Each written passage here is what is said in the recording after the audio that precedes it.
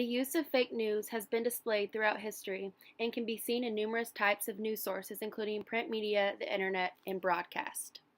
Today I had the opportunity to interview Taylor Owens, 20-year-old student at the University of Tennessee. Owens is a junior at the university majoring in journalism. She is currently the editor-in-chief for Tennessee Journalist. She is also a resident assistant at Massey Hall on the University of Tennessee's campus. What made you become involved with TNJN? What I really liked about TNJN was that they were online. I felt like that's really where news is going, and it really allows for a lot of creativity and like expansion on traditional news stuff. So I felt like I'm gonna come in there, and I started writing for them, I believe my freshman year, and then the next semester I was an assistant editor, then I was arts and culture editor, and now That's awesome. overseeing it. So what is your role as editor-in-chief? What does it look like? What are kind of a daily basis kind of thing? A daily basis type of thing for TNJN is normally like in the morning, we have a little Google Doc with all the stories, so I'll check to see what kind of content we're expecting for the day, and then usually go on the back site and see what's being posted, who's editing what, make sure everything's going so that our front page looks good and like something people would want to read.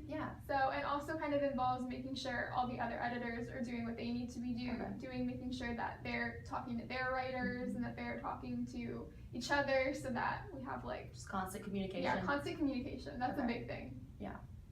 How would you personally define fake news? I would say fake news is, I guess that's kind of a difficult thing to define, but something that is deliberately presented like real news with the intention of tricking other people. I don't think that everybody falls for it, but I think that enough people do that it borders on the intentional side. So as you know, probably it's been around for a really, really long time. Have you seen it in TNJN? Have you seen? I have not seen any fake news with TNJN, which is good. But I think that it's really easy to fall victim to stuff like that if you're not careful. So I hope we never do, but I think that anybody could. Just based on the things we've been seeing, like in like the real, upper media these days, that it can happen. So comparing that, it's a scary thing. You think? I think it is scary, but I think it's scarier because as journalists and like aspiring journalists, we're always taught like accuracy above all else, so like that's the biggest mistake you can make, and you hope that you can see through these kind of trickery articles to know what's real and what isn't.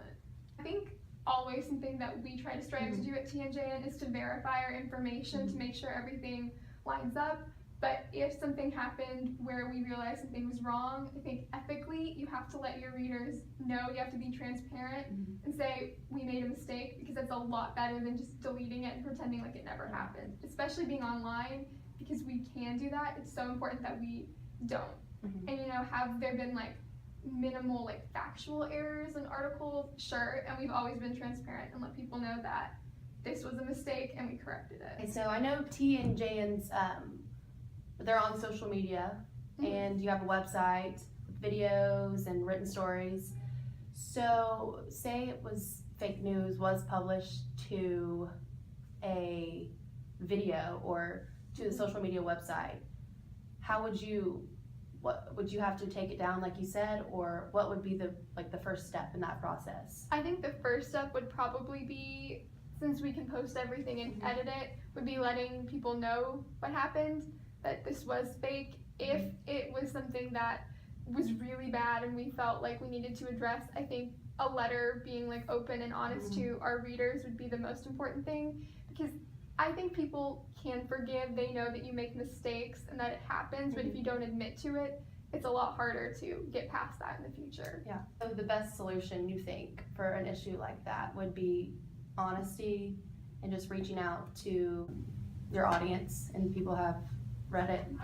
I think reaching out is definitely the best thing, just because you kind of build that group of people who are going to watch your videos, go to your website, read your articles, and I feel like if you don't address what's happened, you're kind of letting them down and making it sound like you don't really care, whereas like being upfront about mistakes you make makes me, I know personally as a reader, a lot more likely to say I would go to that source again. Okay. Awesome. Well, thank you so much Thank you. for your time, and it was a pleasure to talk to you. It was great talking to you.